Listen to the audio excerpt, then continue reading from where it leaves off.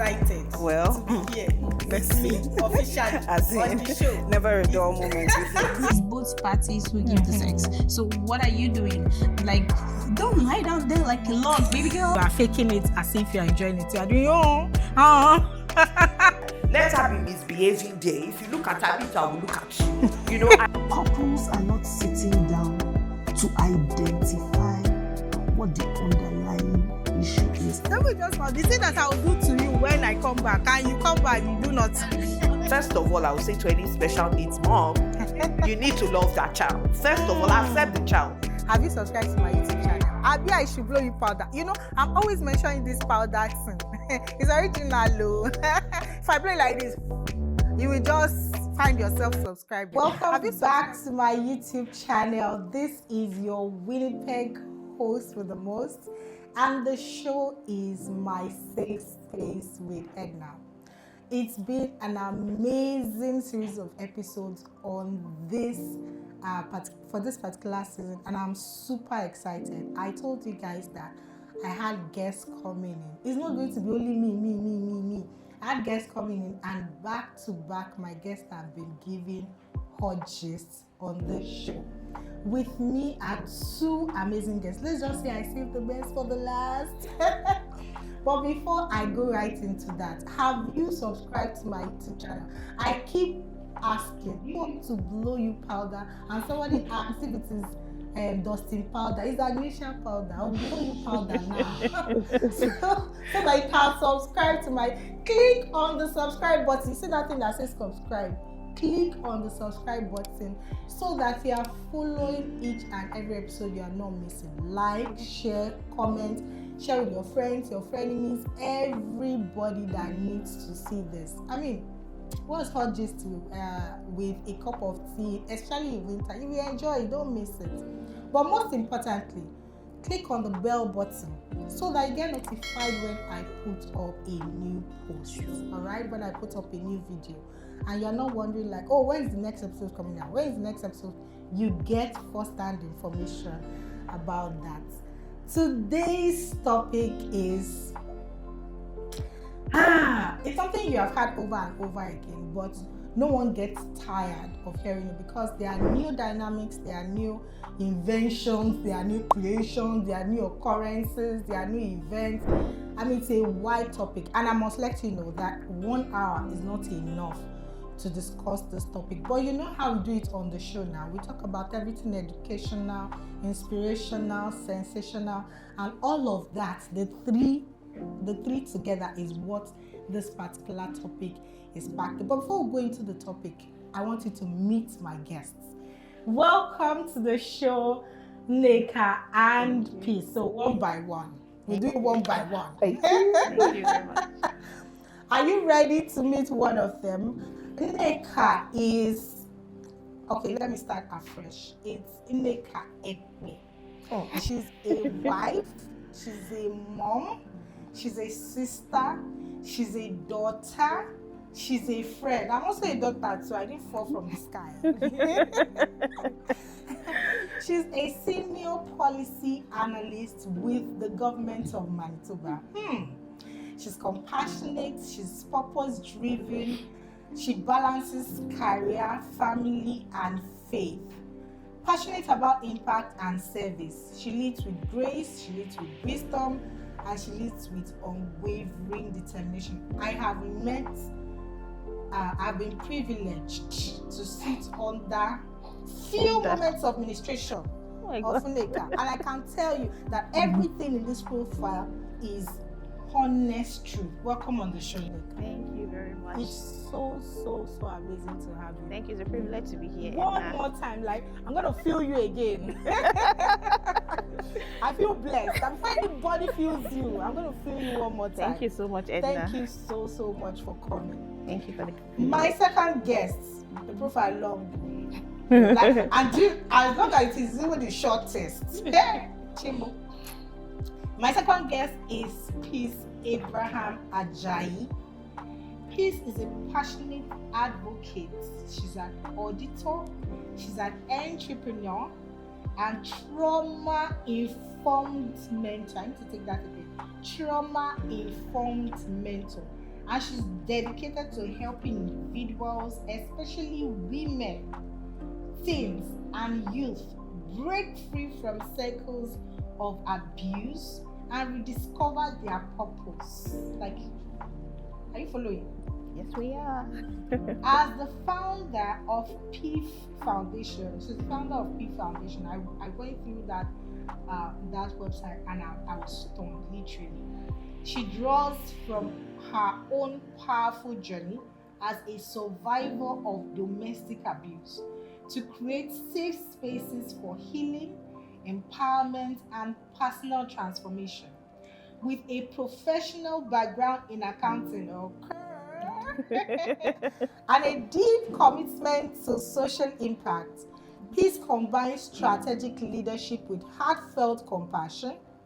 Through the foundation, she leads initiatives and provides mentorship, trauma awareness education, and emotional support to those navigating pain, self-doubt, and brokenness. Her mission is clear: to inspire confidence, restore hope, and equip individuals with the tools they need to rise beyond their circumstances. Peace also creates motivational and educational content, using her voice to spark change, fuel resilience, and help others find strength in their stories. She believes that with the right support, anyone can move from pain to purpose. And she's here to work with them every step of the way. Please, with a round of applause, welcome Peace on the show with me. Thank you. Amazing. See, the both of you are the bomb. Right now, I'm in a combustion. If this foundation, if some foundation of this place is not solid, I fear for the landlord. Because I mean, I've been privileged to be in a group with you where you have shared thought-provoking comments. You don't do that of late, and we all know why. He's busy. It's a busy season for you, right? Yeah. But I've had the opportunity to listen to you, and I can tell for a fact that you know what you are saying, right? Yeah. Especially for somebody coming with the kind of experience and power-packed expositions you have. Amazing, right? Thank you. And we are going to be feeling that part of that today. Ha! See, before the show started, I already said that the combination of both of them. But don't let me make too much mouth. I want you to enjoy it yourself. The topic for today is on marriage. And as we all know, marriage is broad and wide, in the sense that, when we want to really talk about marriage, we want to start from the grassroots, from singlehood. How do you pick a spouse? How do you know this person is the right person for me?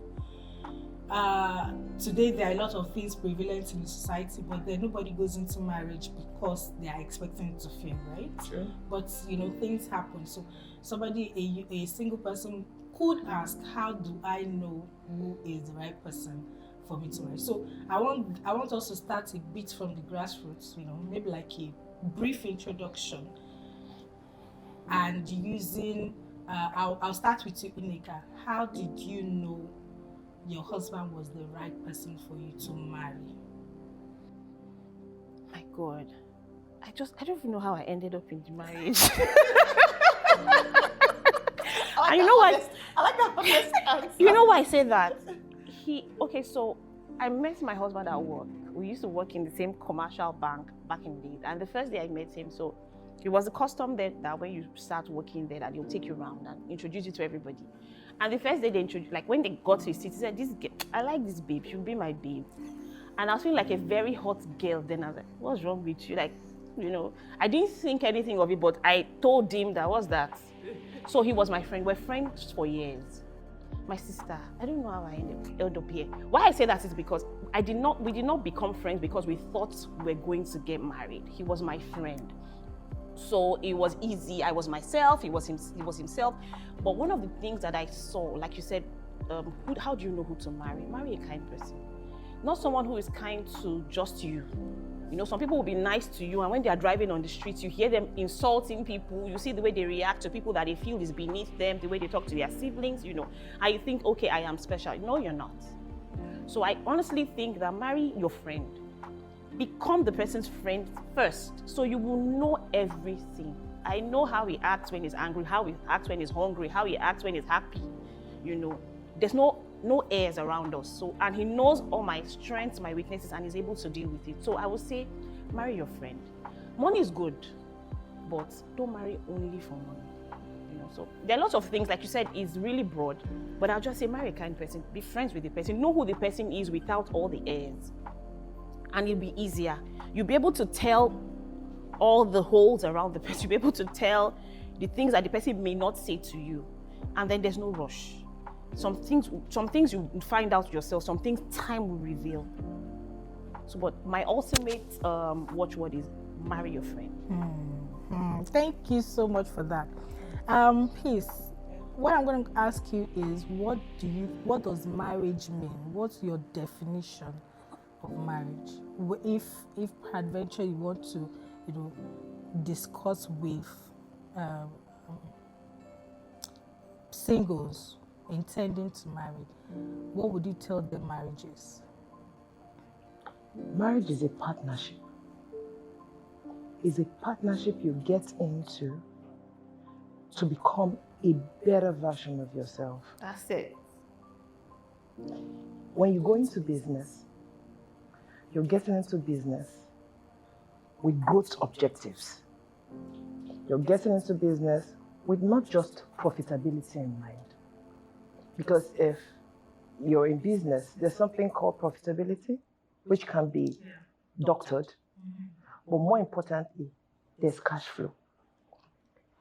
And there is something called going concern, which talks about your ability to last long and sustain. So marriage is that partnership you get into for the long term that would bring about a better version of yourself. And that is why who you choose to go into partnership with can either make or mar you. She touched on a lot of punchlines.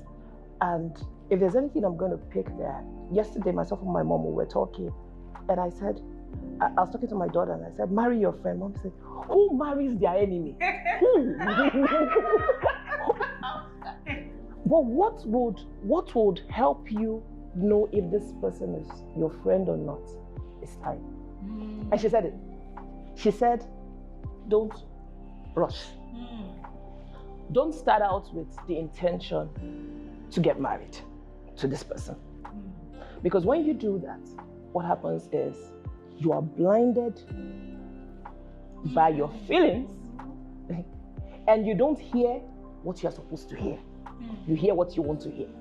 See, sorry to interrupt you. I feel like men get this thing better than women. Of course. When men want to marry, even a man wants to marry, he will think about this woman. Can she be a good mother to my kids? Will she be a plus in my life? But we women, we are taking care of emotions. I love it. No, please. And what people fail to understand is marriage is a transaction. It's a transaction.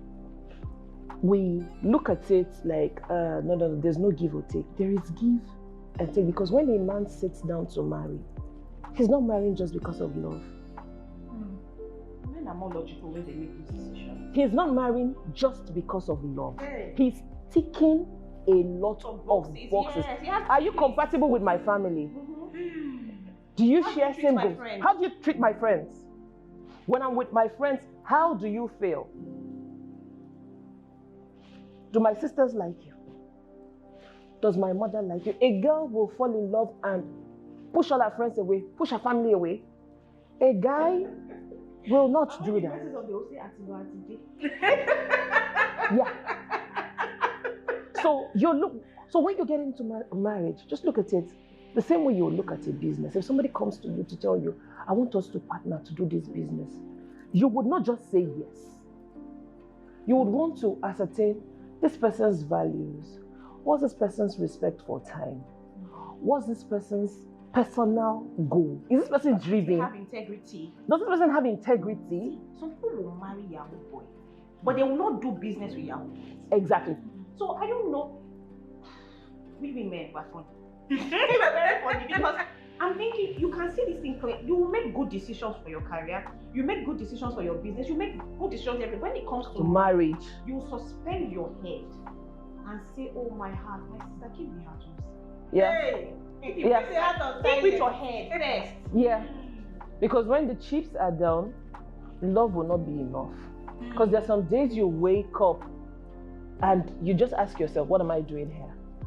But when you remember the sacrifice, you look at the person like, this person is caring. This person is kind. This person is kind. Is a good person. When I am sick, I don't need to shout. Can't you see I'm sick? This person sees me. This person sees me. This person makes me feel heard. Do you understand? This person makes me feel heard. This person, even when I don't feel up to it, this person challenges me. This person pushes me. This person sees what I don't see. This person sees business opportunities and pushes me to go. And I'm like, I don't think I have it. Like, my friend, you can't do it. Look at that one. That one has only one. You, full package. And the person hypes you. And the person you are marrying, is not going to bring out a better version in friendship. He's not bringing out a better version of you. He's envious of you. He's always, he sees your relation, your friendship as a competition. He isolates you. And my dear sister, you are still in love. In love. That love is going to be rough. Yeah. So when you're thinking of who to get married to, just look at it like a business transaction. The way you would look at a business transaction. Have your checklist. The main things are value system. Does this person's value system align with mine? I am the type that prays 4 hours. As simple as this thing, you say, I want a God-fearing person that can pray. When the person now starts praying 3 hours, you're like, please now. But when you're making that a criteria, you didn't know what you were asking for. Then you now meet somebody who's like, babe, let's fast. We are going to fast what? Yeah, you fasting too. And for something like, exactly. And I'm saying this as a spiritual goal, because come to think of it, a lot of it, I am spiritual. I believe that the things that happen on earth have a lot of spiritual undertone. It is first settled in the spiritual realm before physical. So if the person says, okay, let's pray about this, and you're like, why are we praying? I already know what I want to do. Trust me, it's just a matter of time. You guys will begin to drift apart. For as simple as our goals are not aligned in terms of our spirituality, it's just a matter of time. Some people are of different faiths, but they have that understanding that, okay, I will allow you, do you, and I will do me. But if you check deep down, they wish on that spiritual level, they can agree. Because the Bible says, can two work together except they agree? So if I believe that, we need to pray some things through. We are expecting a particular miracle and it's not working. We need to pray through. And you don't believe that we have to pray for something to comfort. Then we will not be on the, and deep inside, you just discover that one party is not happy. But because I've accepted you the way you are, the fact that I just accept to just live with it does not mean the person is happy. You understand? So in deciding, when you're talking about what marriage is a long-term partnership. Long-term partnership that must bring about a better version of yourself. So if you look at the person now and you say, I'm going to change, this person is going to change, plus or minus, if we change by minus 10, minus 10, minus 20, minus 20, can I still look at this person and say, I thank God our paths crossed? Deep, very deep. Now, Ineka, you mentioned something, and that was when she was talking about checklist and how women easily fall in their heart. I said, my sister, keep your heart outside. Women are emotional beings. Yeah. My question to you, is it possible for a woman to really keep our hearts. I mean, it's easy for men. Like It's easier for men, yeah. Yes. When men are thinking of these things, they are logical. Is she this? Is she that? Does she tick this box? Okay, I'm ready to marry. And that's why even after marriage, some of them still, they are hunters, they still pursue whatever interest that comes their way, right? But for a woman, because she's an emotional being, and technically our level of loyalty, like we just want to stay with one person, is it possible really for you to drop your heart one side? I think, okay, there's two things that may bias my response. Number one, I have 4 brothers. So, and I'm the younger of the 4 brothers. So I was, so to speak, raised by men. So I have been taught to think everything through. So what I say may not be easy for everybody, but I have been taught that when you face anything, think about it logically. So I'm the kind of person that I'm not a damsel in distress. I will get into a situation, I'm thinking of my way out. I had to train myself to say you are under somebody, you are married, so you have to, even if you have an answer to whatever comes your way, this is like 15 years ago, call your husband, call your partner, call your sibling. Like my brother would teach me, find a way first before you call me. Think it through first and then call me. So that's why I said I have always been logical. And then from the scriptures, Bible says that set your affections. It means you can set them. It means you're able to, it will not be easy, but we are product of habits. What you start to do, it becomes easier. It will be painful. You will see things, just like I saw your car today and I was like, girl, this. But I know that I have a car. I love your car. I shouldn't buy your car now. I can buy it later. That's me setting my affection, loving the car that I currently have, even though I like your car. So you will see somebody that is good. The person may even be good, but it's not good for you. So you'll be telling yourself until it enters you, and then surround yourself with good friends and people that can say, "Neka, you know, go. Yeah, I want to call Tunde Makbi, Tunde Wo, Tunde that people that can talk to you and." Mentors are people that you listen to, not people who you like, people that you listen to, people that can tell you that don't do this and that can help you through that state. You will find things that you like, but that's not good for you. Will you do it every time? No. So it will be hard, yes, but it takes some training. This guy, I like the guy. He's fine, he looks good, he has 6 packs and everything. He's not good for me. This one, I like him, he has 1 pack. He's everything, but he's good for me. That's what I will set my affections on that one. I'll begin, because sometimes what happens to us that we focus on the 20. This one has 1 pack. I'm focusing on that thing that he doesn't have. We make it look bigger than it actually is. Yeah. So I think that it may not be easy for us to put our affections or our emotions aside. But you ask yourself, I'm not just picking a husband for myself. I'm picking a father for my children. I'm picking patterns for my children. Exactly. I am picking challenges, because whatever your husband struggles with, those things you have to watch in your children. So, my sister, does your child deserve that thing? That man, sorry. Yeah. Does your child deserve this struggle? So I have one friend, I love this girl to death. And she has a lot of people that are all around her now. And I can be very passionate. I'm very gingy. But because I love the girl, I don't want to pursue her. I don't want her to run away from me, so to speak. So when she tells me about some people talking, I'll say, "Be born for you." Cause it's good, they follow you. She'll say, "Nay, that is one of the people that I say, you know, feel born for you." You say, "Nay, you keep saying." I say, "I will keep saying it." Because patterns. Yeah. This child will struggle with deception. He will struggle with stealing. Because, so these are, if we think beyond our emotions, just as some people say, I want to marry somebody that I am AS, I want to marry AS. Love is which love? Think about what the child will go through. So if we're able to think beyond ourselves, we'll make better decisions. Yeah. So I believe honestly that even though, like I said, I was raised by boys and I am more logical than I am emotional, I also think that we can put our emotions aside. It will be hard, yes. It will be painful, yes. Cry, my sister. Cry all the tears, do everything, go through it. But please. It's better to cry early than cry later.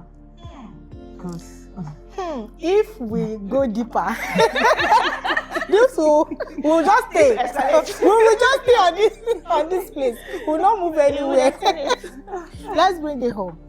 Let's talk about cultural expectations. What are the common differences? And please, this is for you. What are the common differences in marital expectations between our home country and here? I know the differences can be huge, right? But which pops up, especially with what is prevalent in our society here in Winnipeg, Canada today? What differences do you think when you look at marriage back home and marriage here?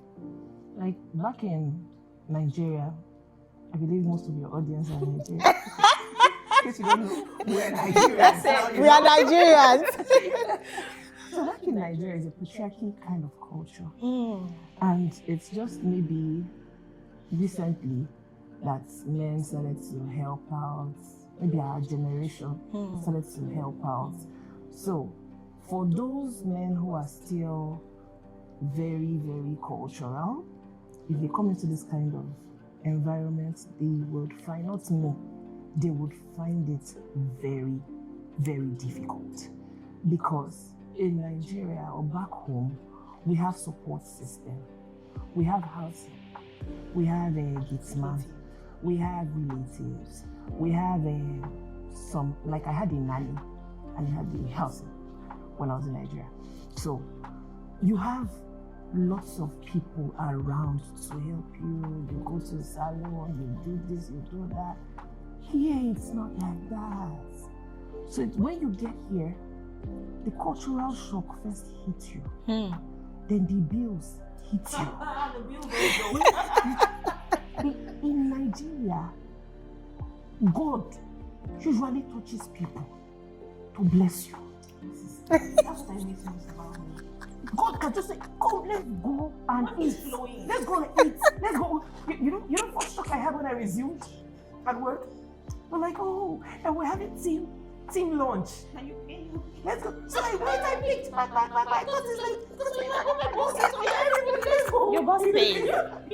Your boss will pay. You get here, you finish eating, and you see everybody bringing their card. So same thing when you come here, every man for himself. And if your marriage back in Nigeria was not built on the true essence of love, which is love is caring, love is giving, love is kind, it's patient, it extends everything about 1 Corinthians 13, it extends the other above himself.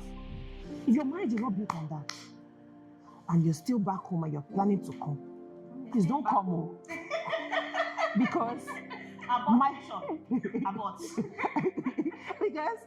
because migration is the biggest test of the strength of your marriage. But you know what? I had a different experience. When we're back home, my husband will not change the bulb at home. But he will notice if something goes wrong, he notices all those things. So he will say, hello, brother Tunde, eba mi ra bulb meta, eba mi change. So he will get people to come and I was like, you're wasting money. He said, no, this money must go round. No, there's a general belief in Nigeria that money must go round. People around you, you say, or something like that. The way he says it, like, he will share his money. But when we came, so he would not do so much. He will get it done, but he will not do it. But when we came here, no, I have never had a conversation. Okay, maybe once or twice, help me do this.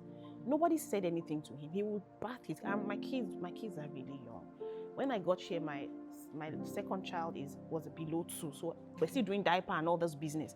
He will give them a bath, he will make their meals. Like, nobody said anything to him. You guys so have this not discussion. One day. Because until somebody I asked him kindness. that what he said that if he knows when he was coming here, he gave himself the pep talk that I had a nanny, my mom was in my house, and my cousin's son was in my house. So we used to groove in Nigeria.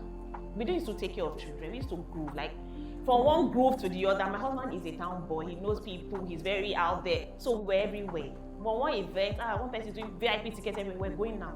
But when we came here, my sister, nobody to hold the kids. So I don't know. He switched. He said he gave himself a pep talk and said, "There's nobody to help this babe." Does he have younger brother? He's the last baby. I mean, he won't marry. So I so I think somebody asked him that, how you guys doing and everything, and he said that he talked to himself and said, there's nobody to help this baby, and I need her to be happy. If she's overwhelmed with this work, I will not get the best of her. So I'm doing sure. He's my friend. Is the cocoa. overwhelmed with this work. Or that ministry cannot happen. That ministry cannot Ministry cannot happen. So my dear sister, if the foundation, this foundation you are telling you now, if the foundation is not right, You marry a kind person. So even though he doesn't like physical work, he was able to try to begin to apply himself and everything. And I'm not a very, so even when I know that he needs time off, sometimes he needs to go, I will let the kids go. I want to go, but there's nobody to take care of the kids. So some of the other peculiarities that we have faced is the fact that we want to go out together sometimes, but these places are not places where we can take children to. So sometimes maybe we plan, we're going somewhere, and then the person that's supposed to babysit disappoints and all that. So it can be a lot. Like, oh my God, I've already gotten myself so excited. I was going to this place, go to this place with you, because honestly, this place made us closer. We're very close, but what am I going to? I don't have friends. What am I going to? I spend lots of time in my house. So we are having conversations, we are gisting, we talk about this, we talk about different, we gossip about my mother. If my mother offends me, see what you say, calm down. We talk about everything because he's my friend. So it has helped our relationship deepen because he's a kind person. He doesn't want to name me lava. Yes, I can take a lot of myself, and he's one that he will be harassing. One that he even bought a ticket for me to go to our bed. I was like, I'll go alone. So I don't want to go. In fact, I lost that money. So, but what I'm just trying to say is that he switched. He wasn't like that. So if you are in Nigeria and you are not like that, you can switch. Yeah. Don't come here and kill somebody's daughter. Or if it's your, because sometimes I know some homes are the other way around. The woman doesn't do nothing and the man is domesticated. You have to try. You have to try. You just need to show that person that I'm not selfish. Yeah. Yes, I'm not selfish. Because when we came here, my husband said, these children, they've become more troublesome. I said, no, we're not handling them ourselves. So we did not notice. Exactly. That their energy is there. We're not handling them ourselves. We're just doing maybe 1 hour a day, pray at night, give them a bath in the morning, pray with them, do homework. Other people were doing other things. We had the lesson, we had everything. But here we're dealing with them morning to night. So we're the one experiencing their 100% energy. you know, when I came, my younger daughter, I have 2 daughters. My younger daughter was 6, and when I was like, "Home, why are people like this?" And she said, "Mom, in Nigeria, you didn't know us." You know, kids say the damnedest thing. I said, "I didn't know you." He said, "No, we've always been like this." Wow. And I'm like, "You've always been like this, as in this naughty?" Say, "Yeah, Big Mommy used to tell you, but you didn't still believe." And I'm like, "Really?" Say, "Yes." By the time I wake up, you've gone to work.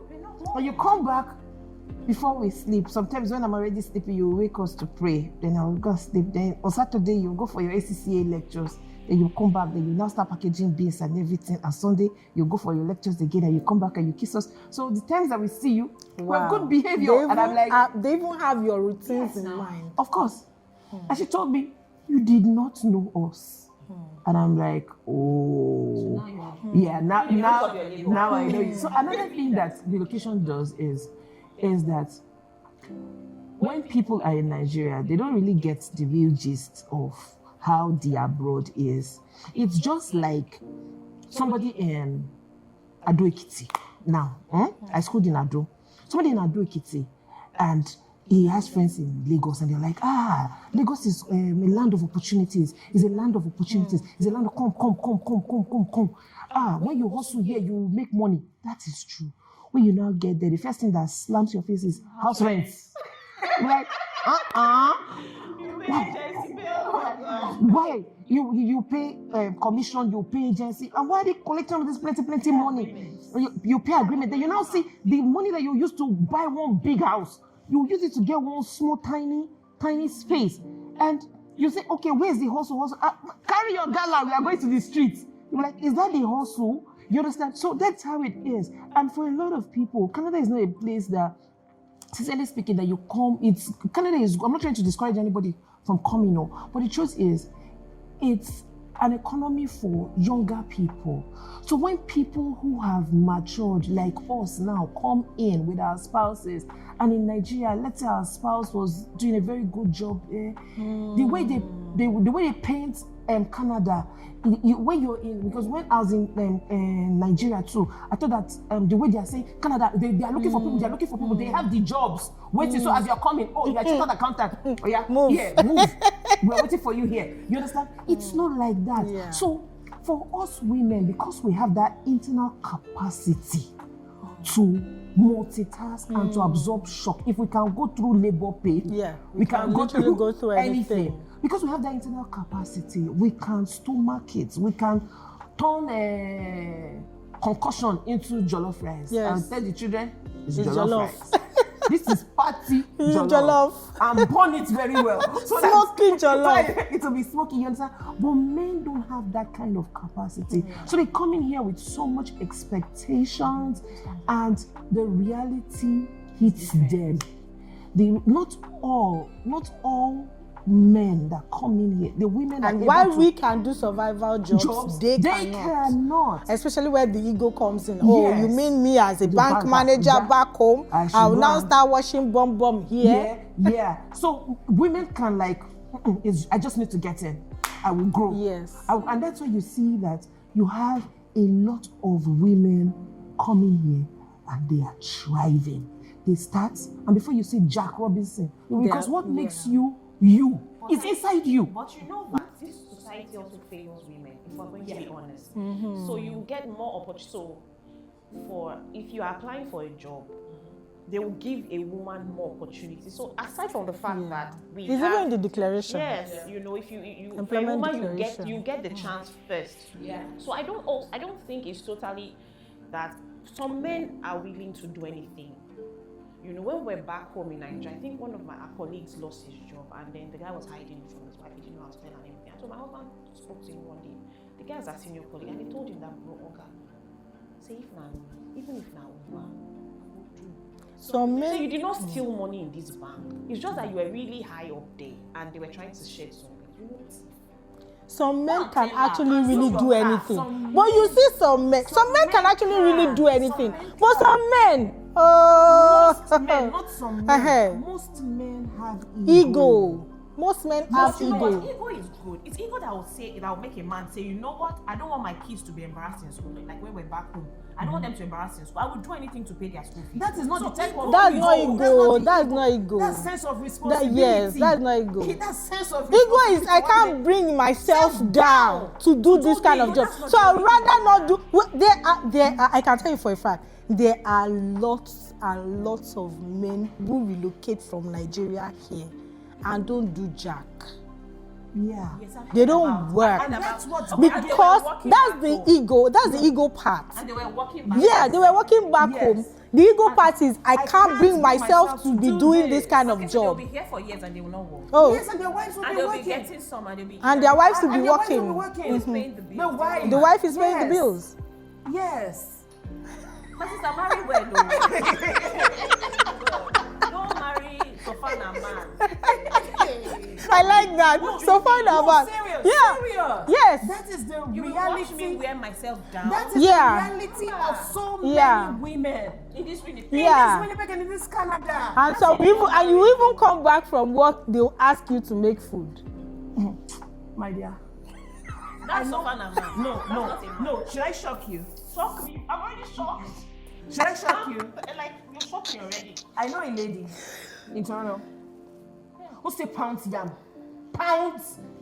Whoa. for her husband because the husband cannot eat Poundo. pound. I don't see. I love to cook. See, and this woman is a if I don't this mind- woman is a banker. Does she mind? Is there And an issue she- for her? If it's not, then I don't have. If it's an issue for her, minds, but she does not have a choice. she might do that Iscariot. No, her husband is a titled chief. Oh! I didn't know. Is it? Eh, I whoa. don't know. Title chief where? Where? In this country? You know, How about? from Ondo State. Oh my And goodness. it's here. Yes, it's Wait, it's what happened? interrupting. He doesn't know where Ondo is. That is you. You are enjoying soft life. Which Eba? Because your own is. My dear, my I don't want you to be stressed. I don't want my husband because your own is telling you to be stressed. Because your own is telling you to be stressed, my dear. It's not like that for a lot. And does he have money? He has money. He has to have money. You can't be looking for Pandey if you don't have money. No, he has money. She has to pound She it. has So to. She has more. there is has food mortar. processor that does She has the it every mixing. day. She has to What, pound Christmas it. Day, No. birthday, At least, kind of thing. I think No, there has at to be least some level twice of a- frequency at least because twice a Ondo week. men eat pounded At least yam. That's twice their a- food. yes, at So least there has twice to a be week. some level of Yeah. He doesn't know how frequency. to pound. No, see, Wait. Let's move on. Let's move on, See. guys. So in terms of we're talking about things that the cultural changes. Yeah. Apart from this thing, I just talked about finances. Yeah. The stress level here, because when you see Canada, you're just like, oh my God, they have a working system. Yes, they have a working system. So what stresses you though? The stress here is mental. It's not in Nigeria. It is traffic, generator. What's not the stress here then? The stress here, number one, mismatch of your skills. Mismatch of your Most skills. of us are underemployed. Yeah. I agree. Because you know what it feels like? I have a friend. Two of them are my friends. Sorry to cut, but Yeah. you mentioned part of the stress. In Nigeria, you Of and your course my husband, you are able to gyrate. But here, you can't do that. Yeah. That's No, part you of know the what, stress. you know what I was trying to get her to, I'll say, I'm sorry to interrupt you, is that in this society, there are some things that have already been sorted for us. As you mentioned in my light, I don't need to worry about my inverter is not working, I don't need to do solar and all those other things. But some of the major things that I think that are the stressors is the fact that we are underemployed. Exactly. And then we are starting late. Yeah. For instance, in Nigeria, I'm recently in my career. Yeah. I had done 12 years in financial services. I'd recently Yeah. gotten senior manager. And then I come here and everything that I know or that I have ever done is being tested again. You put me through a driving test. I've been driving for 9 years or 10 years before I came here. You put me through the recruitment system, or you tell me Canadian experience. I have to start again to try to prove myself. I have proven myself before. From when I was younger, when I was fresh out of university, back home. And I'm trying to compete with people, maybe, I'm not saying this is not derogatory, but someone that maybe just went through secondary school. Yeah. Like, we are placed side by side. And then I'm being second guessed. I'm saying something to you. You know that I'm smart, but because of my accent, you think you are smarter than me. Not necessarily. Your accent is just different from mine. So those things can Pause. Did this stress you? I mean, a lot. This is stress. That's part of the stress. I don't know if you were talking about stress as part of No, the that's kind I of thought I said mental. Like nobody's fighting you. You are fighting with yourself. My sister, they fight You a lot. are fighting with yourself. See, one- Because wait, just wait till you get to work. You see somebody who's just fresh out of school 2 years ago, doing the same job. doing the same job you're doing, and you now finish writing. They're now telling you what you've written does not make sense. And you know, it's very funny that during the meeting, you just see them to be asking question, interrupting, and you just like, this person really knows what's up. They now go and write. You now see that not all those things were just activities, because I got to know in Canada that you have to blow your trumpets. You understand? And where we're coming from, you know your boss can't be in a meeting and you are talking more than your boss. It's like you're trying to show yourself. But here, you cannot outshine your. But here you get in here, and they tell you that you like take ownership. You're not taking No, you know ownership. what, You're not taking ownership. Even in Nigeria, there's a state when you are getting close to C-suite, you must be blowing your trumpet. We're not talking of who is that C-suite here. You're coming from Nigeria straight into C-suite. You still am. I'm talking of here. I'm talking of I'm talking of your colleague. no, wait. I'm talking of the mental. I'm talking of the I stress. say they blow. I'm talking of the stress. So nobody is fighting you. Nobody is fighting you. Just sit down. You just like, okay. It's not for Nigeria now. Give you blow. It's not for Nigeria now. If they talk to me. No. If for Nigeria, I get office now. You're not talking to anybody. You're like, for Nigeria, I get office. I get my own office. I was a senior manager. A day here now. They look they tell me rubbish. And God now help you. That person's manager now discovers that you're smarter and is now trying to relate with you. That your direct boss will now start frustrating you, trying to make you. Prayer to arrange it. No. Wait. Before you can pray. You cannot determine when God will answer. Between when you pray and when you answer, the emotional stress. The emotional stress. Okay, let's not go off point. Let's marry it back. Yeah, I'm trying to say the emotional stress that people, because this is what impacts on marriage. So you're in the office now, they are just treating you anyhow. Then racism now sets in. You're the only black in that team. Even though you are yellow. Even though you are yellow, you're the only black. And everything you say, they try to make you look like you're talking trash. Because of your accent, you're not correlating with it. You cannot even tell them that what's wrong with you. So you're taking it out on yourself. Like, come, did I even make this right choice? Then you now come home. You now see that. Your husband is not trying to be sweet. No. Your husband is not trying to be sweet. He's not trying to. Maybe he's just trying to look for something. He's now. Leave me. No, Or you come back home to a demanding man. Yeah, Food of all. No, I don't want us to be clear. No, see, so like let's put it, we women now, because we are supposed to be submissive, we can like try to stomach our own emotions and just say, oh, I'm sad. What happened? I didn't have a good day. Oh, yeah, for a man, most men will not just come out, especially the ones that feel like I have to have everything under my control. Men are naturally not vulnerable. So what happens? They get home. Why is my food not ready? On a good day, he doesn't ask that, but he has to just take out that anger on someone. And unfortunately, you are the one. So you've been working on, you went out, you came back, you've done everything, and he's just shouting, and you're like, excuse me, I've been out all day. Then he now turns to, oh, because you are earning more than me now. Because you're even earning at all. Because you are working and I'm still applying. Then you come here, you apply and apply. Some people are lucky. They apply 2 times. I applied like 40 times before I got a job. You see some people, they'll tell you that I've applied for the last 3 years. I've not gotten anything reasonable. Hadn't even gotten customer service. Like 2 years. So like you said, those are one of the stressors. Those are stressors. Yeah. You're not able to get a job. You're not able to get a and you have bills. So now it's not traffic and all those things is not even the issue. Then you don't have support system. In Nigeria now, you feel vexed. Like you go to your friend's house. I'm just tired. I'm just letting like, yeah, sorry. Like you eat. Buy you shower.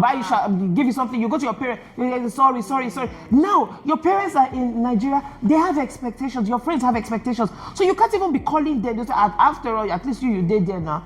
You did there. $1 is 1,000 plus. You send something. Like I'm telling you that it's hard for me. And so literally tell if you are complaining, come back. If you're complaining, come back. So the stress is beyond what we can quantify, and it is affecting marriages because couples are not sitting down to identify what the underlying issue is. See, and if they sit down to identify, if you've not been able to, because somebody was saying that people are not grateful, I said, if you've not gotten a job, all these other things you're saying, you will not see it. That there is life, there's this. If you've not gotten a job, if you've not come out of that rat race, you will not be happy. So even if we've identified that we need to get jobs, with every unfortunately you get, your ginger will drop. With every time that you apply. What I'm saying is, first thing first is, if we are friends, if I know you've got my back, I'm having a bad day. I will communicate. What does that do?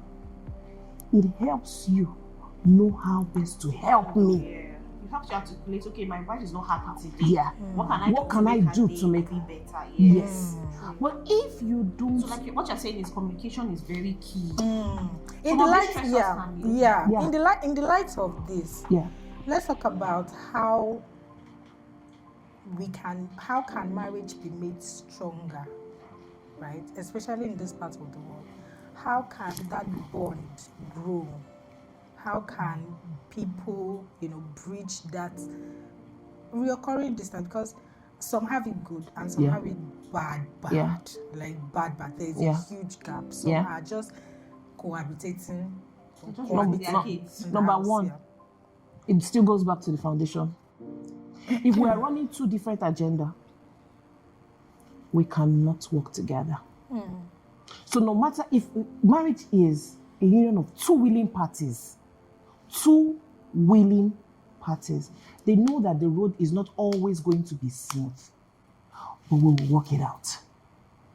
So if the two people involved are not, if it's just one person that is willing, it will wear out that person. Because number one, everyone wants to feel loved. It's too heavy for one person to carry. Everybody wants to feel loved. There is a desire to love, and there is a desire to be loved. If you are loving, and you're not getting it back in return, it will wear you out. And you wake up one day, you become a principality. And the person would not notice that something is wrong until you now react. And it will be like, you've been okay or silent all this while. Why are you now reacting now? It's because you are moving with Edna. You've been listening to Coach Edna too much. But that's not the issue. You've been doing everything you can. So first thing first is communication. If you're in this country and you really want to make your marriage work, you guys have to sit down and do periodic appraisals. I believe so firmly. I was raised with appraisals in my home every year, second of every year. That is the only day as a child you are permitted to tell your parents what they have done wrong without prejudice, without fear of being punished. You won't be punished, you won't nothing. And you will tell them that day, they will tell you every month. My mom gives us feedback. This month you've done absolutely well. But 2nd of January every year, you now have the opportunity to appraise your parents. What have you done? How have you not met my own expectations? With my kids, I do it every month. Every month I do it. First Saturday of the month. We do it weekly. Every Saturday, when we finish doing prayers, like what went well, we talk about our day. What went well for you? What are you grateful for? What are the learning opportunities? Okay, this is what you didn't do well. At the end of the month, okay, this was what we said was going to be the goal for this, for the last month. Did you achieve it? No, you did not achieve it. Okay, how can I be a better mom to you? Because from the love languages, you don't love me based on your own love language. You love me how I want to be loved. So you sit down as a couple. Where are we? Sorry to interrupt you. Another thing, because I believe that communication is big, but I also think that forgiveness is also very important. Because sometimes, one of the things that make some people not communicate is because they are holding something, they are angry about something. I told you this thing last week. I told you last year. I told you last month. Why am I talking about it again? You are doing nothing to change. Yeah. So I believe that one thing that I practice with my spouse is advanced forgiveness. If he does something to me that I don't like, I will just try to, I forgive. Not that we will not talk about it, not that I'm papering over, I will not react based on that offense. And then when I have scored a point or something, we'll have a conversation. And this thing that you did, that's not how I meant it, we'll have the conversation and walk through it. So I think some of the things that help hold some of us down is the fact that there's a grudge that you're holding on to. There's something the person has done. There's an offense. Please try and forgive. Because forgiveness is holding you yourself now. And as women, that's one of the things that affects our health. Yeah. If we look back at some of our mothers, they will say their marriages lasted, but some of our mothers battle with a lot of serious Serious. health issues because Of your bitterness. somebody's father was sleeping with another Bitterness. person and your mother knew and she stayed there, and you come and tell me that you cannot be like my mother. I cannot be like your mother. Don't expect my sister to be like your mother. Your mother is battling health issues because of the things that she saw in your father's house. Yeah. So forgiveness for me is very important, and I also believe that I am not able to make progress in my life if I'm holding some things down. I cannot pray well if I defend without it. And I cannot do so. That's all. You'll be you'll be on error. You will not even be making bad decision because you are angry.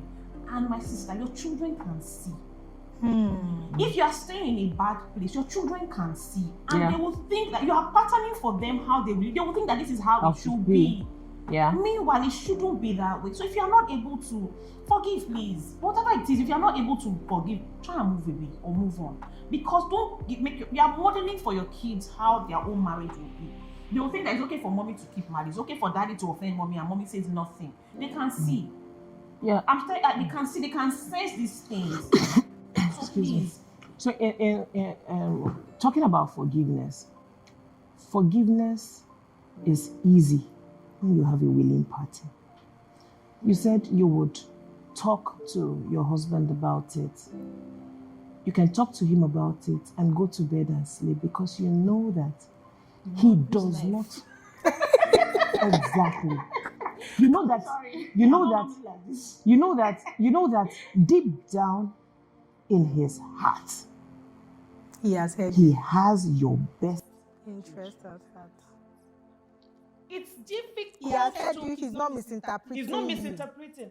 Don't forget. But you know that some men can do that. Initially, my husband used to do ogboju for me. He was to say, hey, I would say, calm down. I'm not an SS1 girl. You want to do like this? Or you say, what? Baba, calm down. This is the way you do. You see, I be SS1. You say, now, your problem is that it says too much. Then, but he would try to see, can I, don't paper over crack. We must have the conversation. You know, he doesn't want to have the difficult conversation. But now, it's the one that will say, hey, see what you did yesterday. Well, wait till I do it again. I'm always committing. You say, yes. But we'll talk about growth. it. That's growth. We'll talk about it. Like, I'm sorry to cut you short. I want to put it to you straight that your relationship is one Of a kind. of a kind. There are many people that have our name. Neka, this is what I do. Hey, I talk to. you have been meeting the wrong. I talk to. You meet people. I know you'll not bring me back. Neka. I'm going to have enough fun today. And Neka, wait.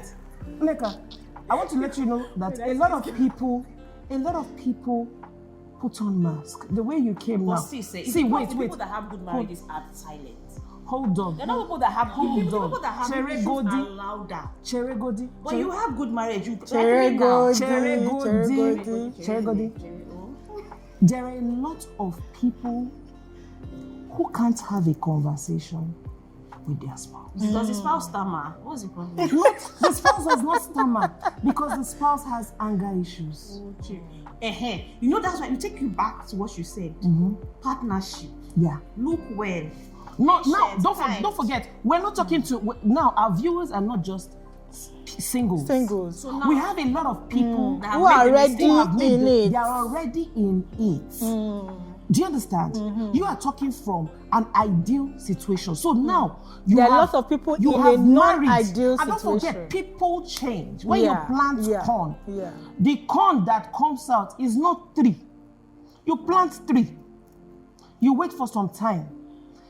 It grows. From that same stem, you have like 3 cobs. In one cob, you can have like 100 or 150. We have grown. Life has happened to us. Is that corn that came out?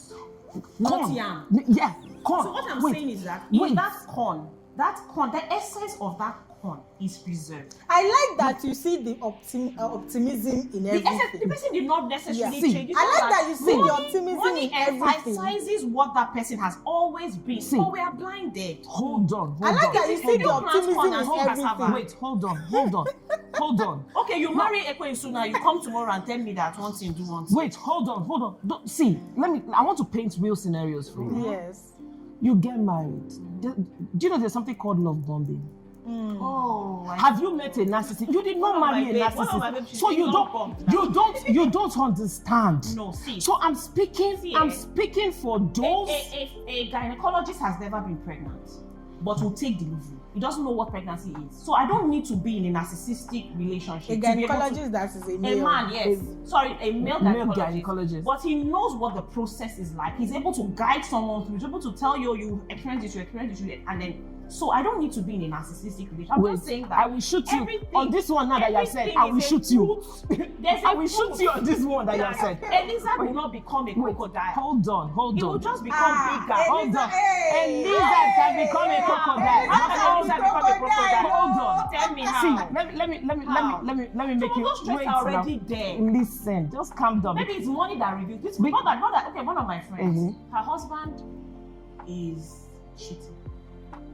So she was not telling me that she was a good girl and everything, that why is this happening? You know, she had a lot of things that, it wasn't like that. I said, see, at the time when you married him, you know, get she right.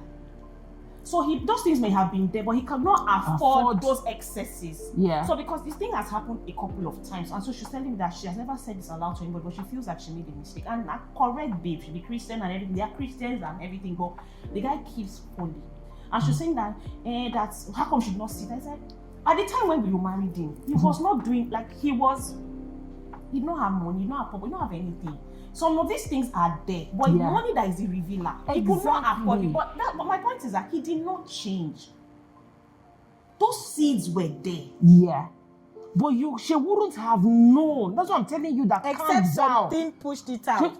She wouldn't have. That's a change. Yeah, that's a change. At the time of that's a change. Because for him, it's not a change. There was a change in the circumstances. But for her, that's a change. Okay, I'm I agree. this Change in before. circumstances. But if you're saying the person changed, the guy has been like that since. Wait, it's just like she knows Siam, not me. Hold on, wait. It's just like water now. When you expose water to different circumstances, it becomes different things. The state changes. The state changes. Do you understand what I'm saying? This person now did not see money. So all the while, you say marry a kind person. When he was broke, but this guy is he was kind, because you say sorry, but you go and do she know again. So in that kind of case, you are not asking. What brought us here now is forgiveness. Yes. If you genuinely love your spouse, you will do all within your power to make sure that smile you see does not go. So if you consistently do what makes the person cry, that means you're emotionally hurting and abusing that person. Twisted. So if you come and tell me, I'm sorry, first time, second time, third time, fourth time, 10th time, you are not sorry. No, you're not. So you cannot say forgive. And you know what our mothers used to do? They move on. The fact that you moved on does not make it right. Yeah. Because what that does to you is it breeds the seed of bitterness. And then Many revolves women in deal with sickness. bitterness. So. And you know the funniest part? Your children see it. You think you're covering it.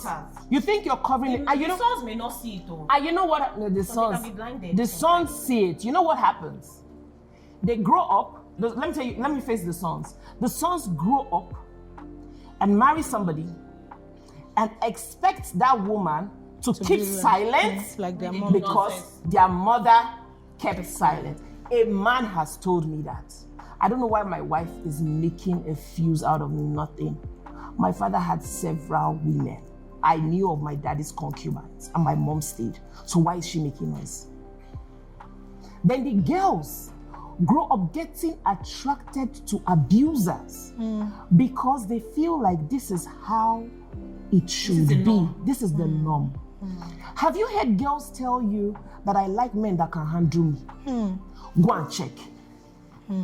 Go and check. I like men that are firm, that can handle. I'm a tough person. I want a man that can go and check. That can control me. I want a man that can go and check. Their fathers were abusers. Controllers, yeah. Or their first boyfriend, second boyfriend were abusers. So the first one, abuser, controller. Second one, abuse. Some will even leave a relationship where the man is kind. Yes. Say it's too soft. Yes, I need somebody that will I'm- beat me Yes. if I'm making a mistake. Yes. You've not heard of it? I have I seen. know people who say that in such So situations. when you're in this kind of situation, that's why I said first thing first is identifying the root cause and asking yourself, what should we not legacy? That's why I said you must have that difficult conversation. You must have that difficult. That's why I'm telling you steps to which to add. What will ginger you to have that difficult conversation when you sit down and ask yourself, what am I modeling for my child? children, yeah. For me, I also For me, that's the most think important I also thing think to when we are talking about forgiveness, there are some things that are forgivable, there are some things that are not me, I forgivable. feel that everything is forgivable. Hold Doesn't mean on. You should stay there. Hold on. See. If okay, Because I want to make it to heaven. okay, you are right on I that can point. forgive and move But on then, from but that. then, No. but then, See. imagine Everything someone goes. in domestic violence. Because I've had women who have counseled who went through domestic violence. They are beating her in the marriage. She's forgiving. Somebody like that, you can't tell her to be having advanced forgiveness. No, the thing That's- for that's cases why- like that, I strongly believe that the covenant of life is higher than covenant of Of marriage. So if your life is still death to us, if your life is being threatened, please stay from it. Go like separate. I'm not So saying please, divorce, separate. when we are talking about advanced forgiveness, it does not correlate So, with domestic advanced violence. forgiveness, what I think So. about advanced forgiveness, it's not necessarily for the person. It's so that you yourself, you can still have a life. Because like she was saying, that some of our mothers have dealt with bitterness because they have not been able to let go of that thing that was done to them. And sorry, that man will live long. Yeah. The Yes, woman so- will not live well. She won't live well. So that's what I'm saying. It's not because I'm not saying this from a high seat or high. Carry your bag and go and I forgive believe from that afar. Have Yeah. like yes, No, pray from and deal with it. Don't let us say hold yourself, pray for yourself. Deal with it. Go for therapy if you have to. Have conversations, walk through it. Go to people that are professionals that can use some tools to help you through that. But please don't paper over cracks. There's no point. You know, I was talking about something. I said, tell yourself the truth. Would I, as a mother, be happy if my child, if what's happening between myself and my spouse repeats in the life of my child? If you would not be happy, brace you. If it means going to the mirror to chant to yourself, whatever affirmation you need to do to yourself. Because number one, it comes from a place of loving yourself. Because what happens with people who are in domestic abusive relationship, it's they first of all attack their self-esteem. They lose themselves and they see the abuser as their only hope. If this man is out of my life, I am worthless, I am useless. But when you sit down and have a conversation with yourself first, who am I? If you realize that you are a child of a supernatural being and that your children do not deserve this, first thing first is you would bring yourself to the point of having that conversation. And what abusers don't like, they don't like being confronted. If you sit down with your abuser and say, you've done this to me for the past 3 years, 5 years, 10 years, and for the sake of our children, I am asking, I am pleading, I need it to stop. Because these children are growing and they are seeing, and I don't think you'll be happy if our child starts coming back home with bruises or with coming to cry to us and say, look at what my husband is doing. Would you be able to talk to the husband knowing that both of you meet in the club together and you carry girls together? And if you have that conversation and it seems not to be bulging, you have to sit down and ask yourself, what do I want? Strategize. You can still be in that relationship. There are a lot of married single women. They are married for status sake, but they have zoned out. So they just tell themselves, we are cohabiting. They live their lives as if they are not married. They take care of their children. They invest in them. Worse. See, Isn't that worse for the children? Because you know, it's- for me, what it's I'm worse after is for the because children. it's the seed. yeah. What I'm more concerned for, because you've made the mistake as a woman, and then now you are in that place. So it will send different signals to the children. You know, you were saying that some people, they've lost their sense of, some people believe that they are staying in that marriage for their children. So You are not saying in the marriage for your children. that they don't want, you know, You're not I'm saying. from the Igbo, and in the, I don't know, it's not very prevalent now, but before they will say that if you are from a home where your mother left, they will not want to marry girls from that home because they believe that You they too, will you not wouldn't. stay in there. So some women stay because Because they don't of want that. that stigma Yes. on their children. And Yes. some of these stigmas have been passed on generation. Some of Yeah. these things are beginning to change because now our women are becoming a bit more brazen. If you see women are even taking over men-dominated fields and doing a lot more things. But if you are now in that marriage, why don't you leave? It's not. If you can afford it. It's if you not can as. afford to. It's not as easy as that, and that's why I talk about. If you say community. strategize, save your money and then move. But if you're saying stay in that marriage where and like because the example you gave was like it's a violent relationship where you are being hit. So you are still staying there. If you not If you- cook today, they give no, you one blow. see, If listen. you don't do one thing, or you open your bed, they give you one No. slap, you know. That We are is why. still there. That is why I said, when you tell yourself the truth, you say it's the truth that you know that sets you free. You know that when you tell yourself the truth, nobody will. If you've not been saving before, you'll start save. You start to save. And please work. If you've not been working before, you'll start, because now what is driving you is not your quest for revenge. Is your quest Survivor. That's for your life. survival and for the sake of your children. You don't want your children to be motherless. Yeah, because You you don't don't want marry your- again. You don't want your children to be because He'll you marry die, again. you will remarry, and nobody will treat your child like As in, you you. giving the other wife house help. Nobody will treat Yes, you. now. Nobody will treat your child like you. Like So you. you have to, and build community. We're talking about having mentors, having people that can tell you the truth, having support system that can tell you the truth. Some people, and it's not all families that are support system. Some families, because of what the man is giving them, they'll say Yeah. stay. Their system. The man is the support. Yes. Yeah. So when I say support system, it's not just everybody's case is different. You sit down, when you sit down and have a conversation with yourself first, ask yourself, who am I? If you can find out who you are, peace, you are Beyond this. peace. You're a chartered accountant. You are God's own child. You deserve better for yourself. And deserving better is not just in terms of what is the essence of. Do you know that there is no marital status in heaven? Yes. The criteria to enter heaven is because you are married. No. Because it's only the living that can even praise God. So you now stay there and you are suffering abuse. I have people who lost their minds, who practically went mad in abusive relationship. And I called the husband and he said she's been wanting to die since. Because Hey. she took overdose of her Medication. antidepressant medicine and she passed out. So she's been wanting to She die. had kids. Yeah, 4. Yeah. And he said she's been wanting to die. She wants to die, let her die. She's for a very long time she's been wanting to die. And that's his contribution to Yeah. that? And I was the one who called. Why was she taking what did you do to her? He was doing a lot.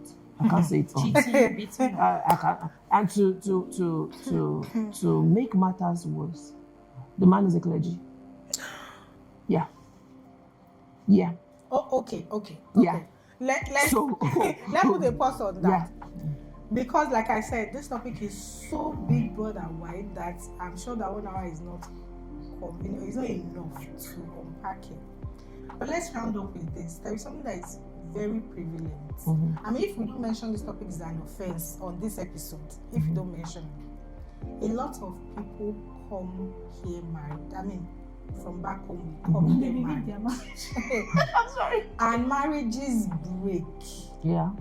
I mean, the takes are high Yeah. of broken marriages amongst immigrants Yeah. once they relocate. Yeah. the usual thing we hear is, oh, back home there's a foundational problem, blah blah blah. There's foundational problem.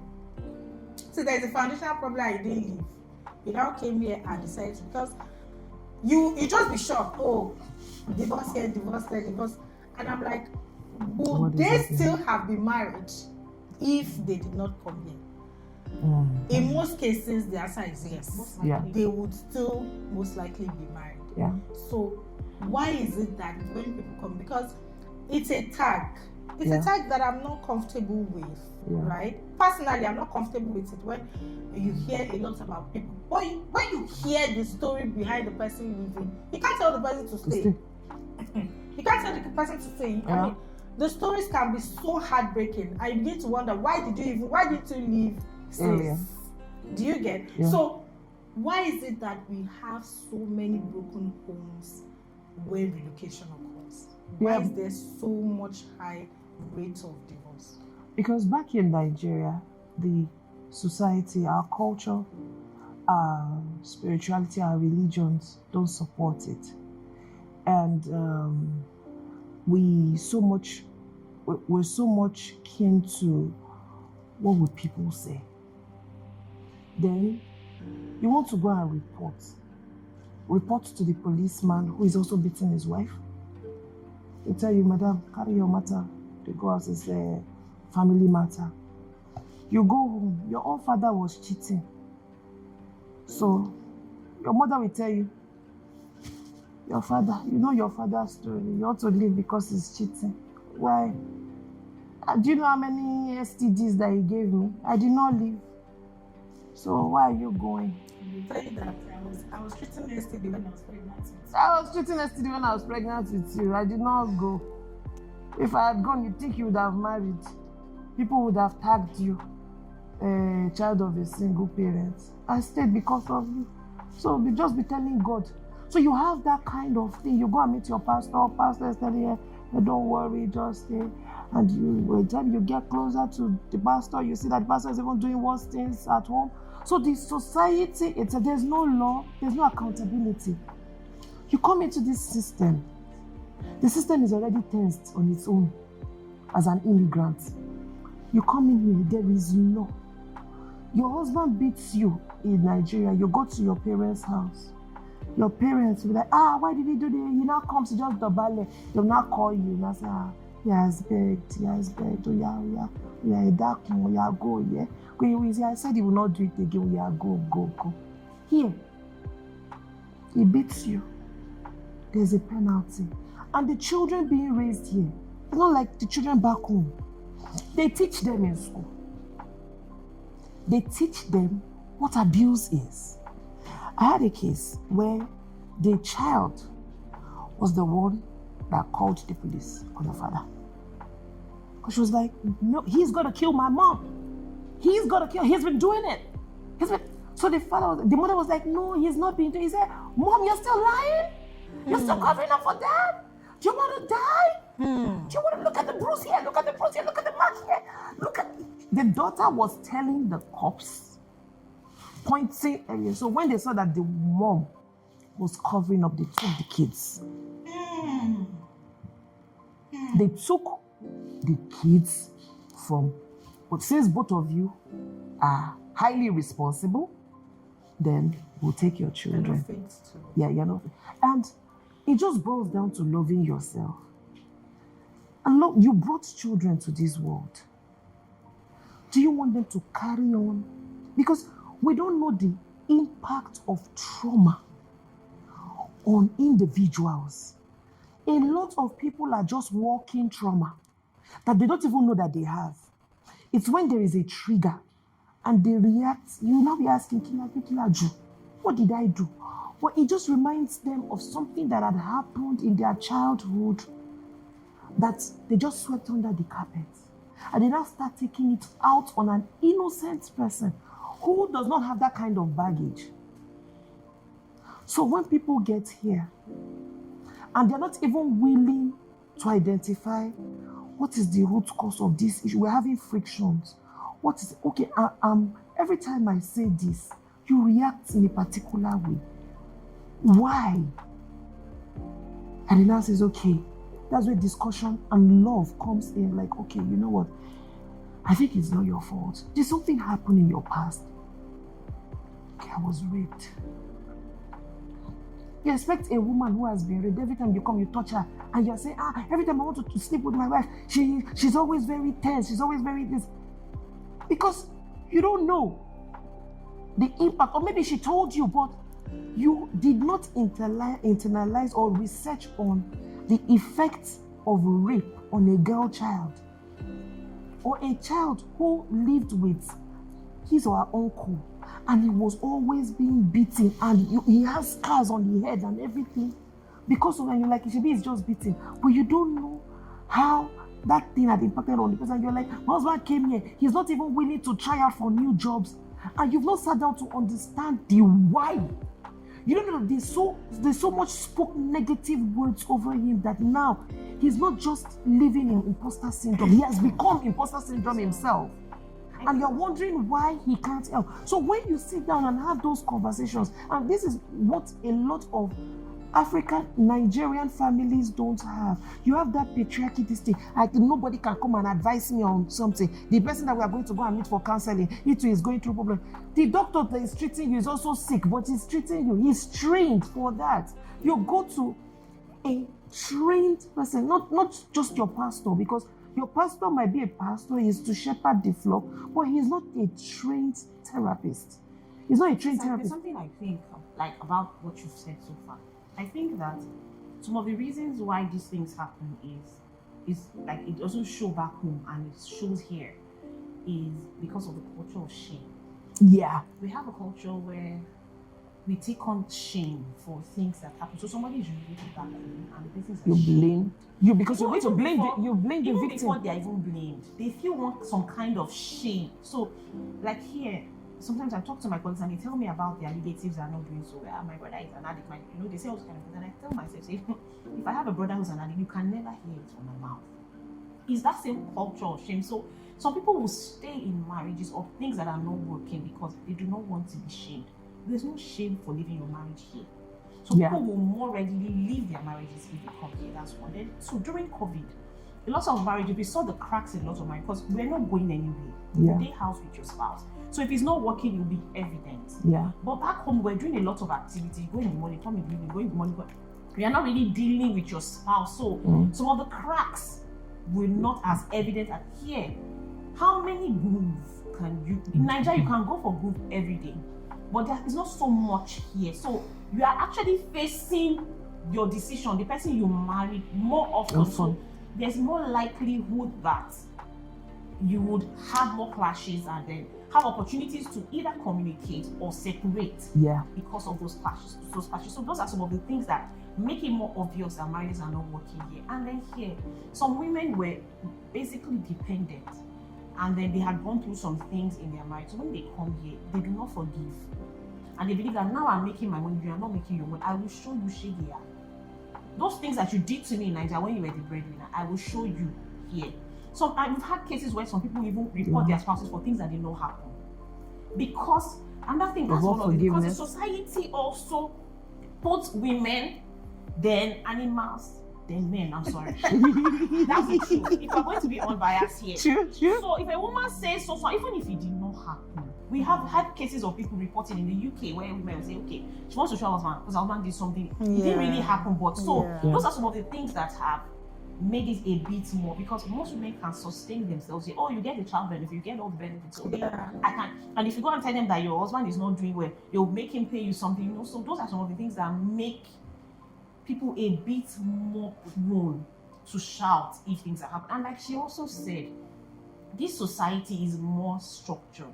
If something actually happened, the man can get into trouble. I have a friend who, his wife is in school, he has refused to come. He's a big boy where he works, we used to work together.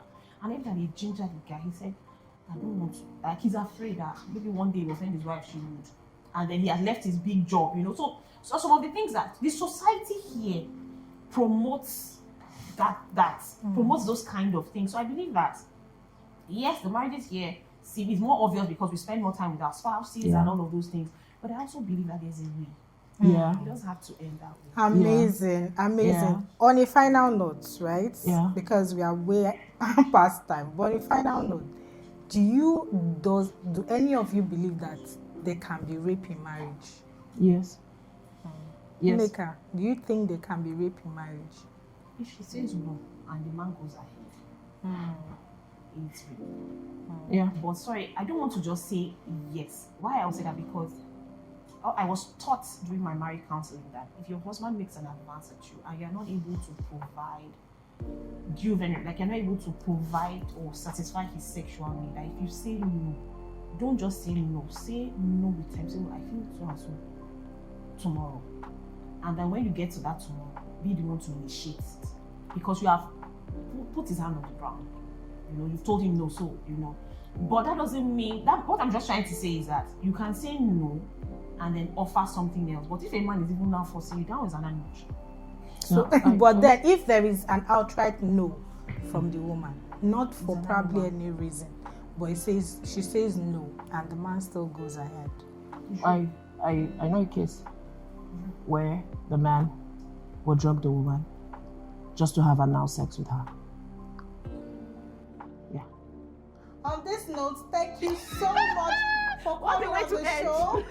Thank you so much for coming on the show. It's been expository. It's been mind-blowing. What? Please remember to watch this episode and share. You know how I said it, how NSPPD used to say, share to everyone who needs to watch this episode of Married. Thank you so much for coming on the show. I remain your Winnipeg host with the most, Edna, and this is my safe space with Edna. Please comment, like, tell me, I want to hear from you. Tell me exactly what it is that resonates with you on today's show. Tell me what it is you want us to talk about. Tell me what it is that probably whatever it is you're facing, we have resources, huge resources to help you out. Thank you so much for coming till I come your way again. Keep liking, keep subscribing, keep sharing, and click the notification bell button to get notified when I put up a new video. Bye for now. Bye. So if you're a young person out there, I want to tell you, first and foremost, be patient. Take out time to discover yourself. What are your goals? Where do you want to be?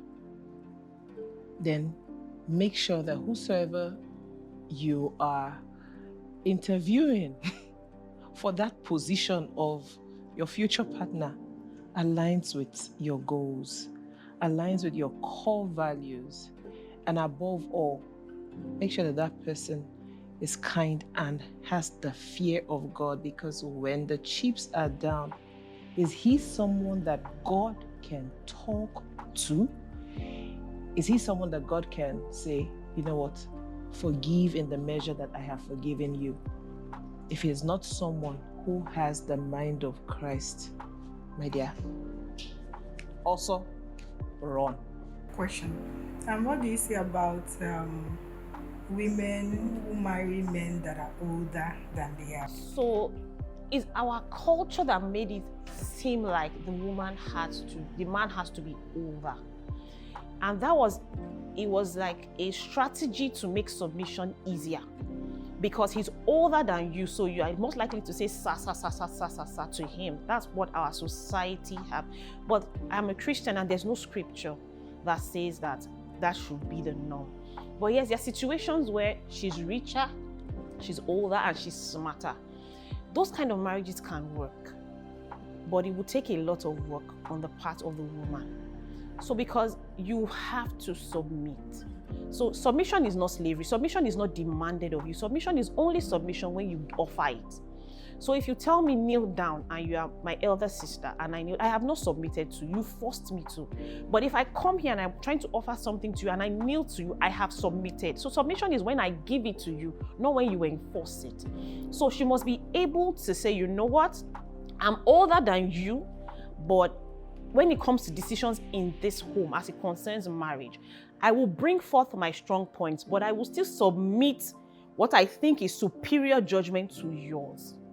See, in the Bible, the Bible says that Eve was not deceived.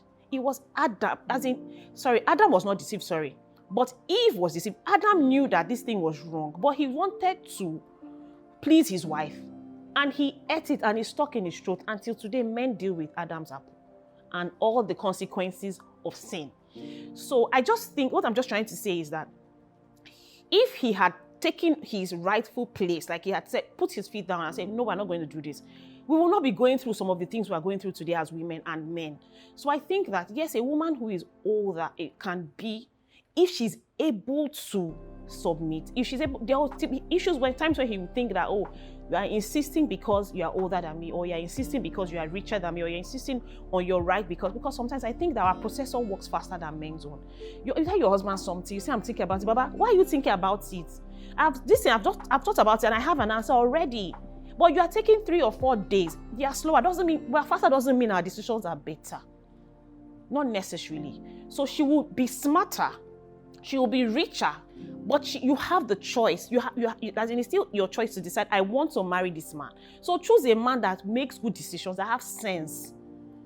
That you know that he's not intimidated by your glow. His vision, he may not have the money now, but his vision is large enough to accommodate mine. So he's not intimidated because I will not suppress myself for anybody. So the man that I marry must be like, he must have a large heart. So yes, if you are older, you can marry him if you know that you can trust his decision making. You can trust his patterns.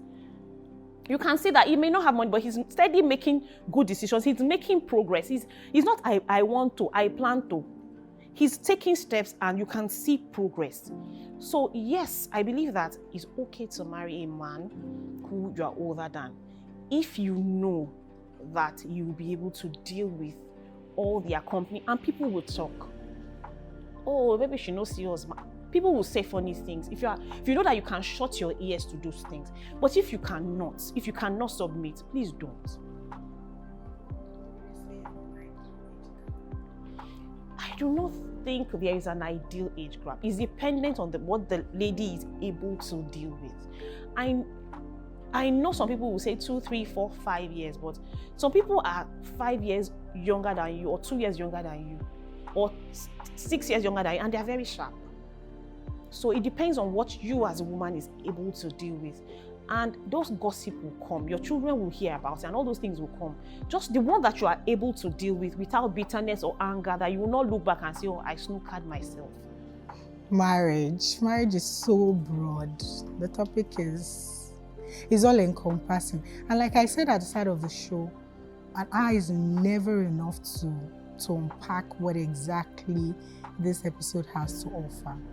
But the guest that I have today did justice to the topic of today. Everything that has to do with marriage. I mean, there were a lot of questions that was on my mind that were cleared.